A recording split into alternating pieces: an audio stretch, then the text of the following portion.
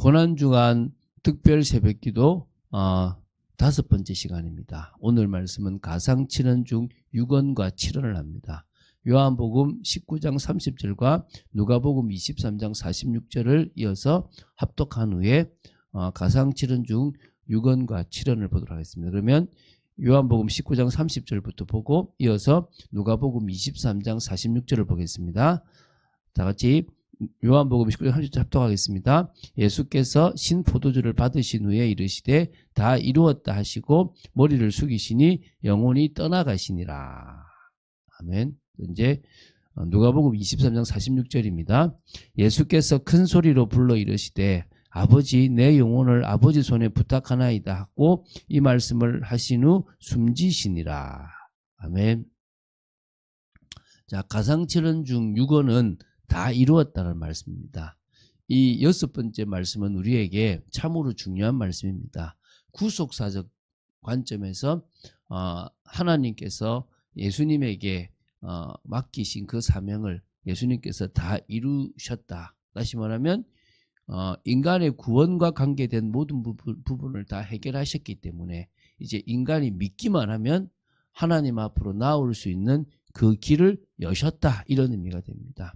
그래서 30절에 신포도주를 받으신 후, 이게 이제 우리 시편 69편의 말씀이 성취된 거라고 말씀드렸죠, 그죠? 다 이루었다 하시고 머리를 숙이시니 영혼이 떠나가시니라, 이렇게 나오죠. 자, 다 이루었다는 말은 영어 성경에는 대부분 그 일이 다 이루어졌다라고 번역이 됩니다. 그래서 하나님께서 자신을 통해서 다 이루셨다라고 하는, 하나님이 하셨다라는 것을 이렇게 고백하는 것이고요. 예수님께서 이룬 것은, 또 하나님께서 이루신 것은 상세전에 계획된 전 인류와 온 우주에 대한 어떤 구속 사역이라고 보시면 됩니다. 그래서 예수님의 죽음으로 이 일은 단번에, 또한 영원히 이루어졌다라고 로마서에도 나오고 히브리서에도 나옵니다. 이 요한복음은 예수님께서 십자가상에서 마지막으로 하신 말씀처럼 이렇게 기록되었습니다. 그래서 바로 머리를 숙이니 영혼이 떠나가셨다라고 이렇게 기록되어 있습니다. 그러나 요 사이에 이제 그 다 이루었다와 이렇게 영혼이 떠나가시다 그 사이에 누가복음 23장 46절이 아직 남아 있습니다. 이게 이제 7원이죠. 이어서 볼 건데요. 아버지 내 영혼을 아버지 손에 부탁하나이다라는 말씀이죠. 그러면은 요한복음은 왜 이 부분을 기록하지 않았냐?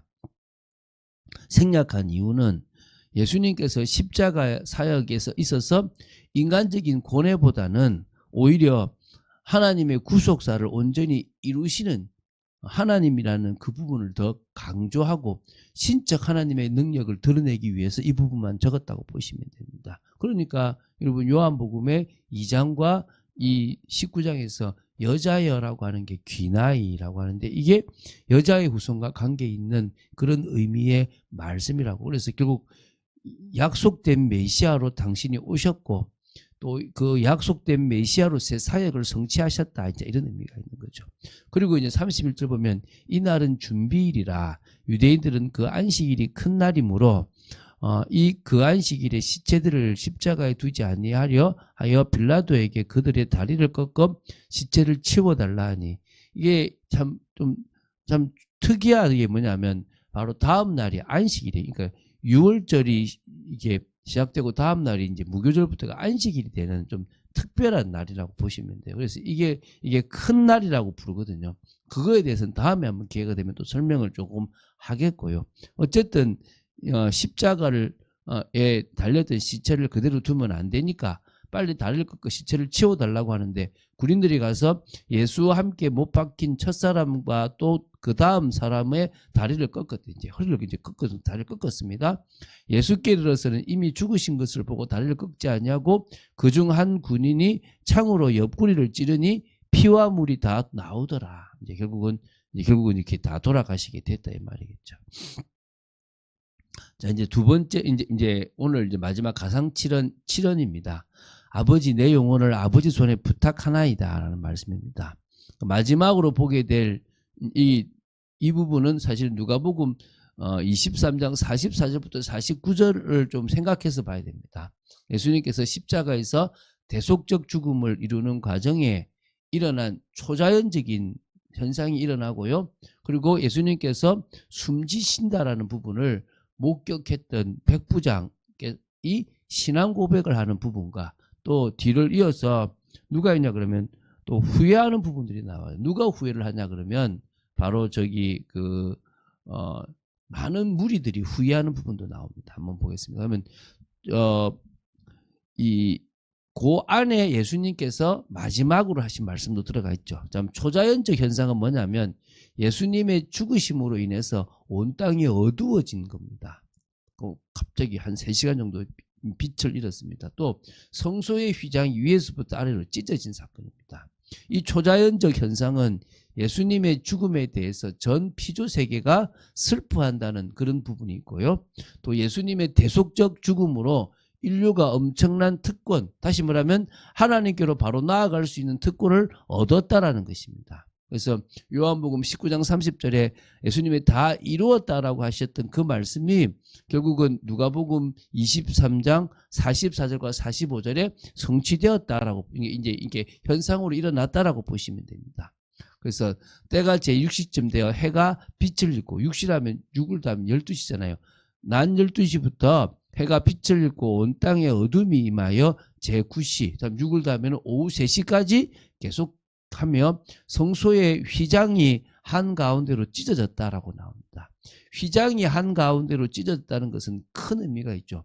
대제사장만이 1년에 한 차례 대속제일에만 들어갈 수 있었던 거룩한 공간이 바로 지성소입니다. 이 지성소로 함부로 들어가지 말라고 휘장이 있습니다.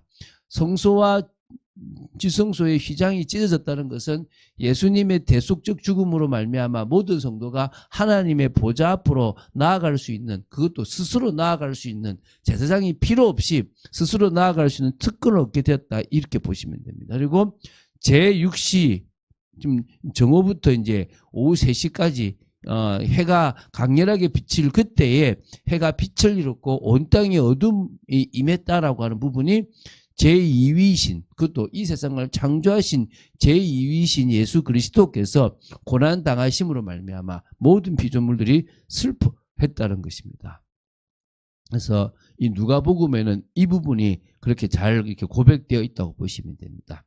46절에는 예수께서 큰 소리로 불러 이르시되 아버지 내 영혼을 아버지 손에 부탁하나이다 하고 이 말씀을 하신 후 숨지시니라.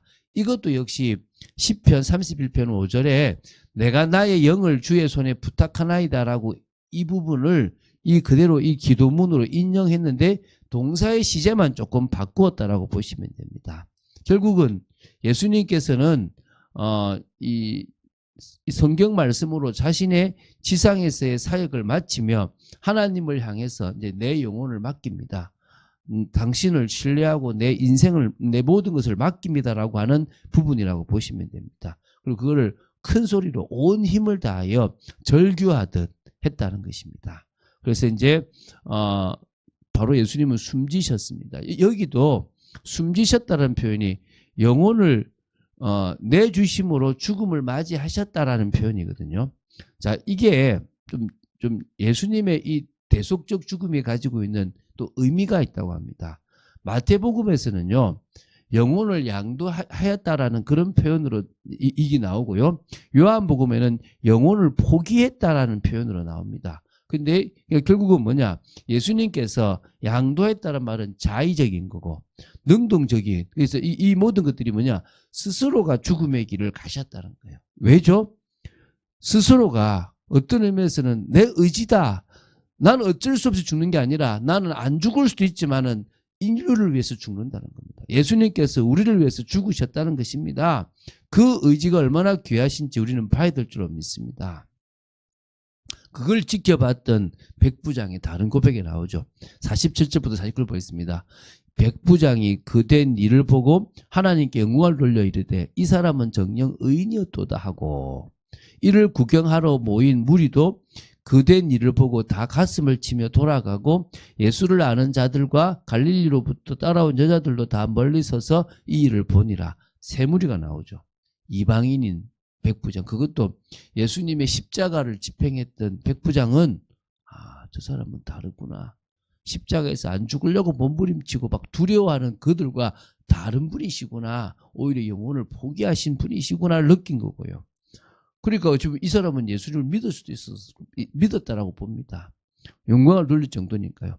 오히려 무리들은요, 후회만 하고 마는 겁니다. 가룟 유다처럼 죽지는 않았지만 잘못했네, 끝이에요. 뭐가 없죠? 회개가 없는 거예요. 하나님 앞으로 나아가 믿음으로 가는 게 없는 거예요. 오히려 이제 예수님을 아는 자들과 갈릴리로 따라온 여자들은 또 멀리서 지켜보면서 무슨 일인가, 나중에는 알겠죠. 이게 십자가구나, 이게 구원이구나라는 것을 알겠죠. 우리는 믿습니다. 그 자리에 우리가 있지 않았지만 그 자리에 있었던 사람처럼 우리는 믿습니다. 주님의 십자가를 믿습니다. 그 십자가가 인생의 최후의 결과를 이룰 거라고 믿습니다. 그래서 우리는 그 십자가만을 의지합니다. 사람들은요, 돈 따라가고 원하는 거 따라가고 좋은 데로 갑니다. 어쩔 수 없습니다. 갈 수 있으면 가게끔 놔두는 겁니다. 그러나 우리는 뭐죠? 좋은 것을 선택하고 나은 것을 선택하기보다는 고난을 선택하는 겁니다. 뭐 때문에요? 믿음 때문에. 어려움이 있다면 그걸 선택하는 겁니다. 그것으로 말미암아 우리는 더, 왜죠? 그게 온전한 믿음이니까.